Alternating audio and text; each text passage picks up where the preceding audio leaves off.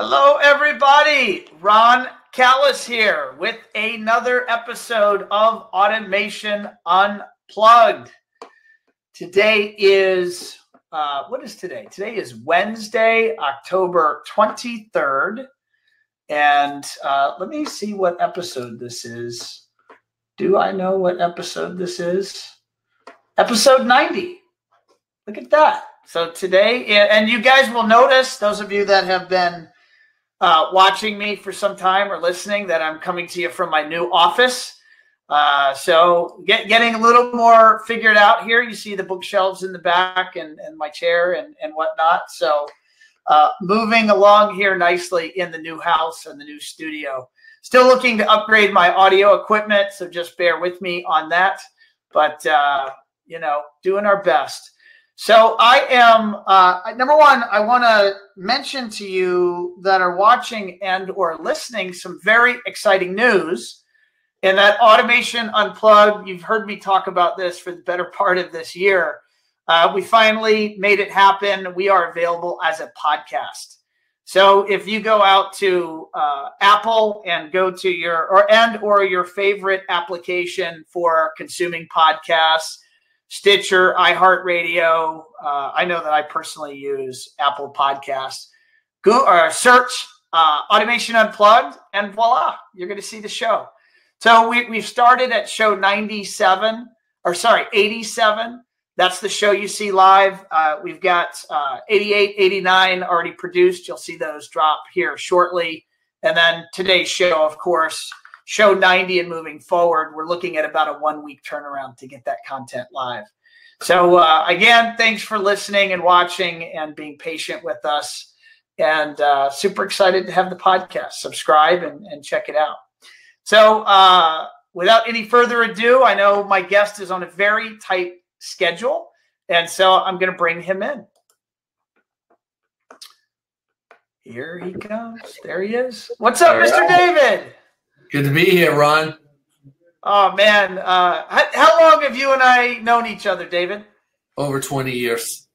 20 years. Isn't that crazy? Makes me feel old. I know you still look as young as the day I met you, but it makes me feel likewise, old. Man. Likewise. It's been quite a journey. So much has happened, but, you know, it's always a privilege when you can have and grow a friendship over many years as we have. It's a great honor.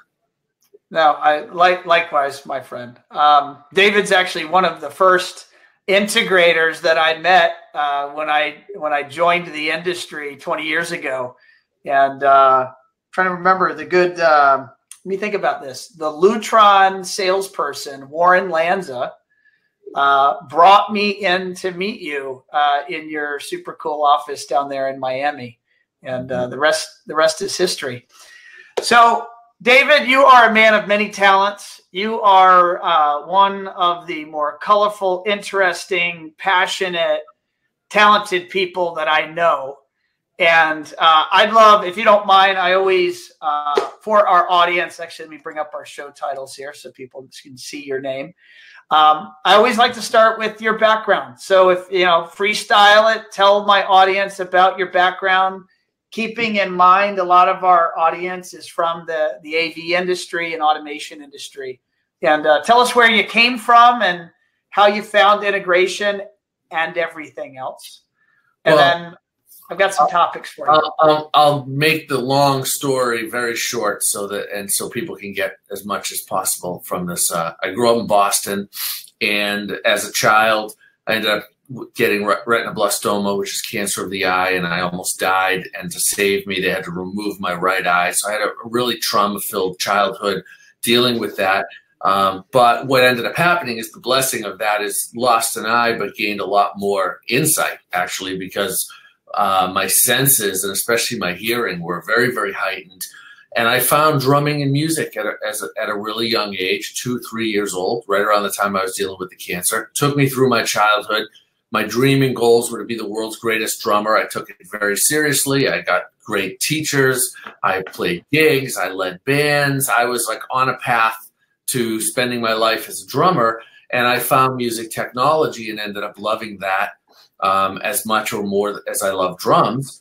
And that ended up becoming my career. So I started working with a lot of artists, and I ended up with one of the artists was Aerosmith, and we've been together now 30 years. And in working with them, helping to make records, put studios together, and kind of do all things behind the scenes, as my career was growing and I was working with more and more artists, I was building recording studios for them. I was helping them put technology solutions together to make records and put tours out and all of that stuff. And I personally really was passionate about home theater. At first, it was just home theater. And I learned a lot about it, built my own little system, and got asked to put together home theaters for other artists. And in really understanding and learning what was going on at the early days of doing it, I would have never done it as a business because I just didn't think home theater in the early to mid 90s was really ready. But when Ringo really started to get it into high gear and the video processing that Ferrugia was doing, and then I found Crestron, and I saw the path to like, okay, this is how you can actually do this as a profession. This is how what I'm doing with studios, what I'm doing behind the scenes, what I'm doing with bands, with Aerosmith and Elton John and whoever else I was working with. Now I can do that in the home world because the tools have finally caught up. So it will no longer, that was the real roadblock for me, was that the tools just weren't there. So everything was just kind of Frankenstein together, which I didn't feel was anything I wanted to offer as a business. So, when that happened, the first thing I did is I went to New Jersey. I got in touch with Crestron, and I started learning the programming of systems. At that time, Crestron was a programming system that you built in DOS, and then you uploaded it to the processor, the early days of the CN rack, etc., before it was migrated to Windows to do the programming. So I became a certified programmer, and I learned all aspects. I already had the sound side of it down really well, so I just had to really get my surround chops together. And that was the beginning. So that brings us into the 90s, and that's the beginning of when I started doing home automation and theaters. And you not only would do home automation, so you're not, for example, the typical integrator, but you also are doing the recording studios. And you mentioned a lot of big names, a lot of big bands and groups. Right. And I go back 20 years when I first walked into your office. You had gold and platinum records on all of the walls. Yeah. Can you, like, what are you going to show us? Yeah, look at that. So, what was your role in, how does one get a gold and platinum record? I mean, what was your role in the recording of those music? Wait, hold on. We have a world famous drummer visiting my drum museum today, where I'm doing this from. I don't think he realizes that it's not soundproof. So this is the beauty of live, right? But are you allowed to say who the world famous drummer is that's on the other side of that wall? Dom Famularo. Google Dom Famularo, world famous. Most famous drum instructor in the world and one of the greatest drummers anywhere. Holy moly. Testing out one of the drum kits. I don't know which one, but we'll find out. Hold on a second. So, anyway.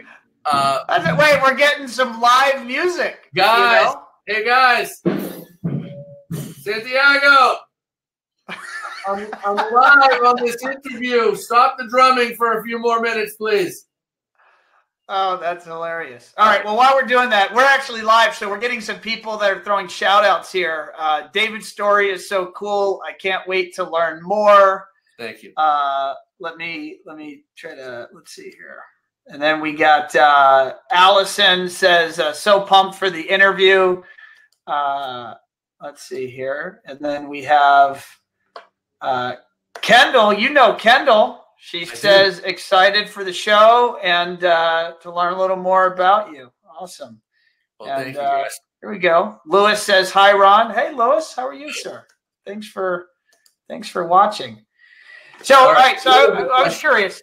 Oh, you have records, gold and platinum records. You contribute to the project in some way. So, in some significant way. So for me, it would either be engineering or putting a technology system together or building the studio that they ended up doing the record in, and then the record goes gold, so they give me an award. It's really a thank you in a lot of cases, and recognition. I mean, on every record, there's the artist, there's the producer, there's the engineer, and like I call them the big three. And those people, of course, are doing the heaviest lifting. And on a lot of projects, I've done what I would call ancillary lifting, which I know I love the credit. It's wonderful to get recognized, and I love being a part of these amazing projects. But I'm in the technology side of the records going together. So I'm putting together the samplers and the systems and the studios and the rigs, and a lot of times whatever the technology components of making the record are. So I'm supporting those big three. And I've worked on enough projects that, I've gotten a lot of gold and platinum records in recognition, which is great. I mean, look, my dream starting out was to have one. So to have dozens is beyond a dream. That's like a pinch me. But it's funny, after you get the one, then everything just changes focus again. And then you realize that the drive to get you to one now has to shift up a few notches. And it's not about getting that record anymore because you did it. It's about doing all these much bigger and greater things. And so, just keep going. The steps just keep going higher, and you never reach the top. And I know that you do have your guest there, and I'm mindful of the clock. So we're going to keep this interview hopefully tight and impactful. Right. In the mid 2000s or early 2000s, and this is more just a side story because I think it's neat, and I think my audience might appreciate it. For those that watched MTV, there was a TV show called The Osbournes, where Ozzy Osbourne and Sharon and family, Jack and I forget the girl's name, the daughter's name. Kelly. Kelly. They would go through the life and follow these folks around. And you were actually on that show for a couple of seasons because you were doing technology. Can you tell the audience a little bit about that story? Oh, man, we could do a whole show just on the Osbourne. Hey, everybody out there, if you're that interested, write Ron and let him know. We'll do an Osbournes version of the show. But the long story short is that I was asked by Ozzy. I was referred to Ozzy, and he called me up and asked me if I would build a studio for him in his guest house in Beverly Hills. And I did, and it came out really well. And then, as has happened quite a bit with a lot of my clients, when the studio comes out good, then okay, well, can you fix all the automation? Can you upgrade the theater? And that's how really Audio One was born, was from these three elements, all kind of converging, project by project, client by client. And Ozzy and the Osbournes were amazing, great family. I got to know them really well, and became friends of theirs and worked on a lot of projects for them. And of course, when we first started building the studio, the show wasn't taping. Season 2 had finished. But right as we were finishing the studio, season 3 was starting to be filmed. So that's how I ended up on some episodes. And then that spilled into season 4 as well. And it was just an amazing experience. I mean, just once in a lifetime on so many levels. I loved geeking out in the garage where they had all the production equipment, and watching all the editing and assembly. And then I loved, of course, even more than that, being with Ozzy and the Osbournes and spending time with them and being part of a lot of the fun moments. And, it was just incredible. Now, for my audience, just because this is fun, I've got a lot of fun stories as it relates to David and I knowing each other for 20 years. So back again, later in the 2000s, you called me one day, and I did not know it immediately, but you also had someone else on the phone. Okay. And you said, Ron, I've got a very important customer, and he's having an issue, and we need your support and this was when I was with Crestron. Okay. And then the other person starts talking and telling me what his issue is, and it's no other than Steven Tyler from Aerosmith. And so you did the technology, or you do the technology, and you've been involved in their music. Yeah. Is that The music first. You mean the technology came later? Can you talk about the music side and kind of what your role in Aerosmith music has been, and then how that bled into technology? Well, yeah, absolutely. Aerosmith is a huge part of my life and career, and I started with them in '89 as Pump was being finished, and I was the kind of the one-man show that was in the studio during some of their records in the '90s. I guess all of their records in the '90s, and just watching literally from an idea being scattered to a finished songs like Crazy and Crying and Falling in Love is Hard on the Knees and Janie's Got a Gun and, all these amazing songs that I was able to, be a part of. And I think, that's really always been my approach to our business, the business of automation and theater, is that I understand, being a guy that's worked on a lot of what I'll call source material, right? Every integrator should have demo material that they kind of bring with them everywhere. And that's how they know what that particular space sounds like and looks like, because they have this really solid reference. And in my case, I'm able to take reference material that literally started at the source of recording it and mixing it, mastering it, engineering it, being a part of it, whatever. I'm deep into the source. And then as I take that along the journey from a record being made to playing it back in a system that I just did, I have a really great frame of reference to be able to say, okay, this is how this really sounds, and this is what we need to work on to make it sound better and look better. And that's always been kind of my unique perspective and a real benefit of being involved on all sides of it. You're clearly acting in a way with your customers to where these world famous musicians and artists are not only satisfied with you, but they're referring you, and your network at this point is one of the most, you could rattle off world famous people that you're on a first name basis with and or speed dial basis with, that would blow a lot of people's minds. How did you do that? I mean, so you have, is it your work ethic? Is it the way that so I don't want to put any words, like how is David and earning this reputation that you've earned, which is really, just simply amazing? Well, it's a combination, right? And so the outcome, the result, one of my favorite sayings is results, not reasons. And I think that's really the key. In answering your question, how do you get those results, or what's the formula for the results? I think the key things are, first of all, hard work.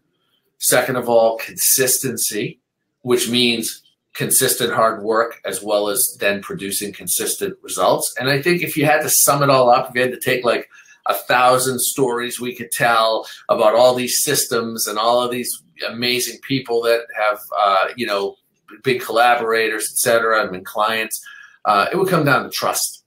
I think that really when you're dealing with the level of client that I deal with every day, and I'm not saying that in a boastful way, I'm saying that to put context to it, because there's all different kinds of client levels and types and systems that are needed. But the ones that I do and specialize in and have for most of my career are high level. The people are high level. And they expect their experience with me to be high level. And one of the key things that they look for in that relationship is trust on all levels, and not just price point or, that kind of obvious stuff, but, deadlines, quality of work, how well the system is put together, and the fact that there's just going to be a lot of results the way that they expect them. Consistency and consistent execution gets you. And it's hard, hard work are two easy words to say, but to actually live by doing the hard work every day for years and years and years, as life's coming at us from all these different angles, technology's changing, a mile a minute, and all the other things that happen in our daily lives. Hard work can be challenging because you really have to stay focused, and you really have to have a good routine. And I'm 35 years into, a really consistent, diligent, hard work routine. And I think that helps, with the payoff of getting great projects and clients and maintaining them and getting referrals and just, really energizing, a career to make it better. Only because time is limited, I want to get out one more fun story between you and I, David. And but before I do that, let me just give another few shout outs. Thomas says, salute us from Panama. Ron, very interesting interview. All right. Thank you, Thomas. And then Laura actually has a question. I don't know if I'm watching the clock here, but I don't know if there's a quick answer to this. She says, what would David say to someone who wants to build a do-it-yourself home studio? I would say look at Modular Studios. It's a brand new technology that's being launched now. It's just literally, as we're on this interview, going live within the next few weeks. You'll start to hear and see more about it. It's really a 2020 initiative. But what's going to happen is you're basically going to have a truck back up to your house, and a bunch of flat boxes are going to be on it. They're going to get unloaded, and you and a friend in about 10 to 12 hours is going to finish putting this big Lego set together, and it's going to be an actual proper acoustic space. You could use it as a studio, a rehearsal room, a yoga room, whatever you need a proper acoustic space for. Typically, it is a recording studio or a practice room. And we're talking high level. We're talking what will cost hundreds and hundreds of thousands of dollars, require a lot of expertise, and 3 to 6 months of time. Takes one day once all the parts show up and you have a finished studio, and you just add your equipment, call your integrator, and boom, you're working. So that's what I would tell you. Thank you, Laura, for the question. Are price points of that modular studio concept or product, are those public information yet? Are they out there?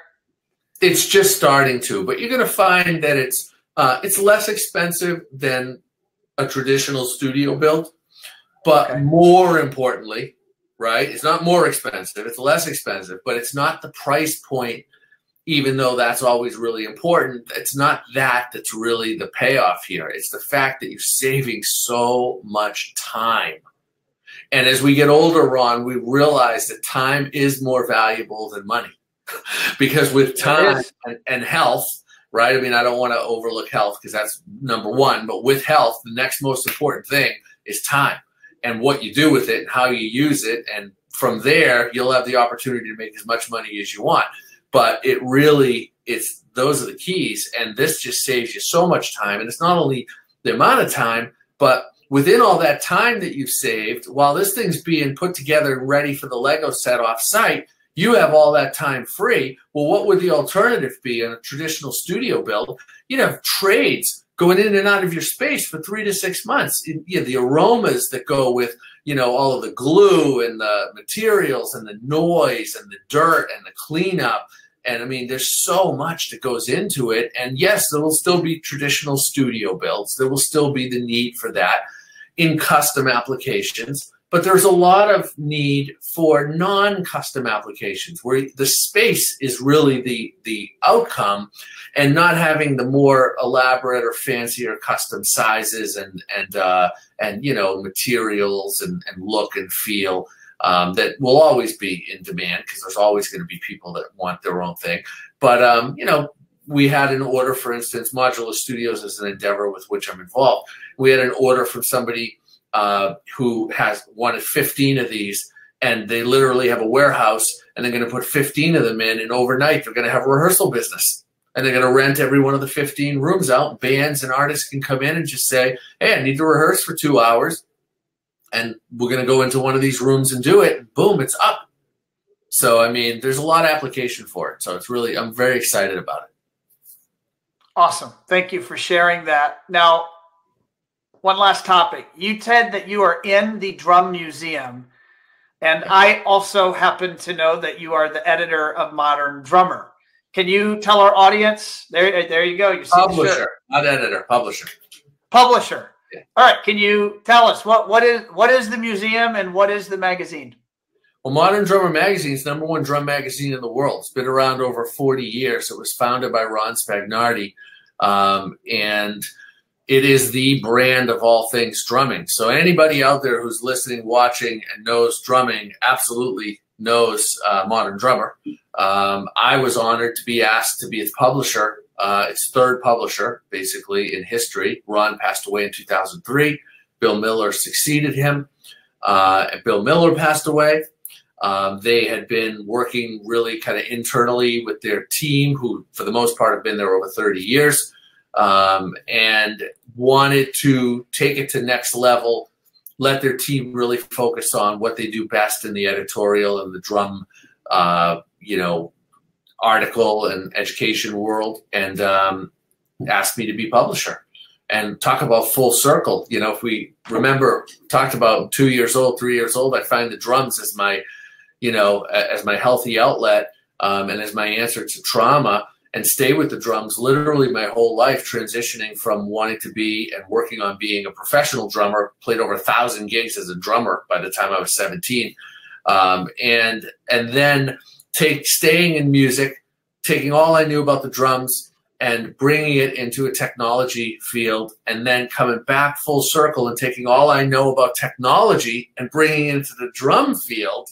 And now we got some fun starting. So Modern Drummer Magazine 2020 has some incredible things in store for it. And it's a great honor, and take it very, very seriously, how much responsibility that I have and my team has to stay #1 in providing drummers with all the things that they need, all the resources and everything that you want and need as a drummer. Modern Drummer has it for you. Awesome. And your museum?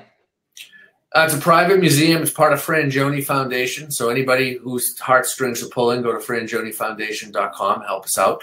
And we have a private museum. We work with other foundations like Make-A-Wish and Irie Foundation and Jason Taylor Foundation and Little Dreams and all of these different foundations where we can bring a child and have him be inspired in this incredible drum museum where you're able to see stage played kits. And so we bring the drummers in. Like today, we have Dom Famularo here, world famous drummer and drum educator. And, we bring a child in, he meets Dom, he gets a lesson. His life has changed forever. And so we're doing some really cool things with helping people and inspiring people. And that's what we're doing in the museum. David, I have up on the screen right here where the audience can see it. And for those that are listening later on to the podcast, I just went to davidjfrangioni.com. And is this the best place that you would want someone to go and learn about you and all of the many things? We've touched on about a fraction of 1% of all the things that you're involved with. I'll just mention to the audience real quick here. You're also the author, a best-selling author of. Can you tell the audience real quick about your 2 most recent books? Clint Eastwood Icon, Revised and Expanded Edition, and Crash, the World's Greatest Drum Kits. They're projects. The proceeds go to charity, to Frangioni Foundation. They're celebrations of all of Clint Eastwood films as told through his art, his movie art and memorabilia and posters. So if you love movie posters, or you just love Clint Eastwood, or you're a collector, it's the book for you.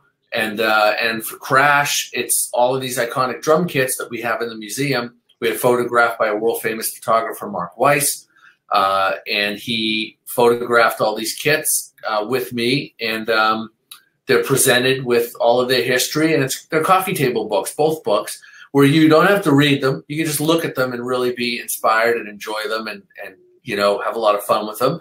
Or if you want to go deeper into them, there's a lot of information there for people who want to get into more geeky stuff on it. But they've done really well, which I'm really grateful for. It means that all the time that we put into making them books that we would want to own and read, other people are agreeing with that. And check it out. They're up on Amazon and they're doing real well. Awesome. I promised the audience one last story. I'm going to make it really quick. I was driving into Miami. I lived north in Orlando, and you knew I was coming to town.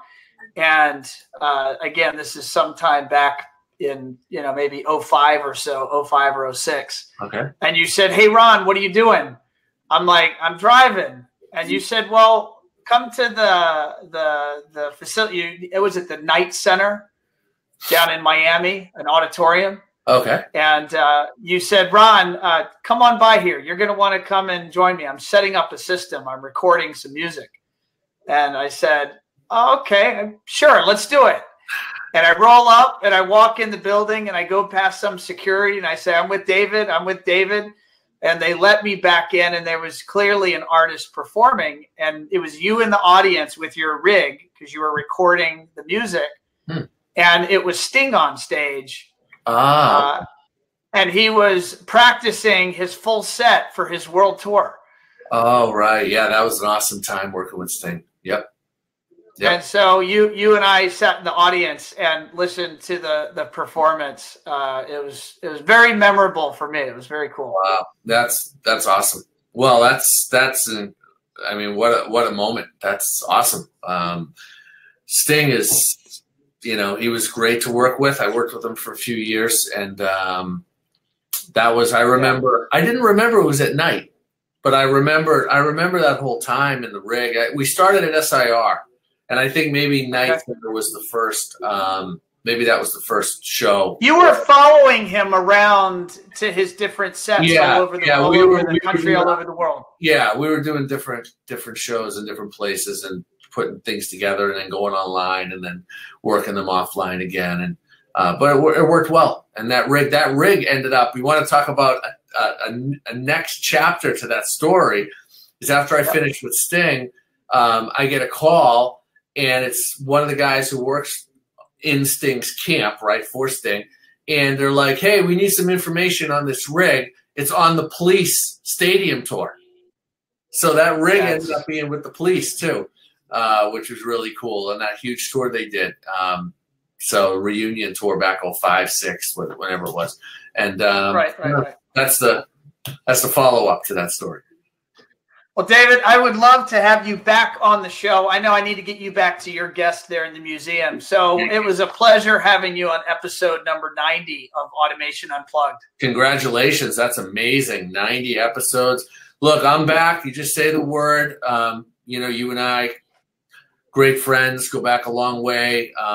This is a great show. There's so much for people to learn and to share. Education sometimes is underrated, and the ways that we can achieve education through experiential learning and learning from others and hearing their stories and then applying it to our stories, because we're not watching movies here, right? It's not just for the sake of entertainment. It's to actually learn something and to say, okay, well, I see what he went through or what she did, but now how does that apply to my world and get better from it and save time and learn?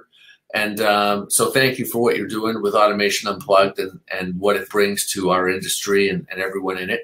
And I'll see everybody next time. Awesome, David. You're an inspiration, sir. Thank you. Thank you. All right, guys, gals, there you have it. That was episode number 90. I'm watching my video. I think I might be a little pixelated. For those of you that aren't aware, you're new to the show.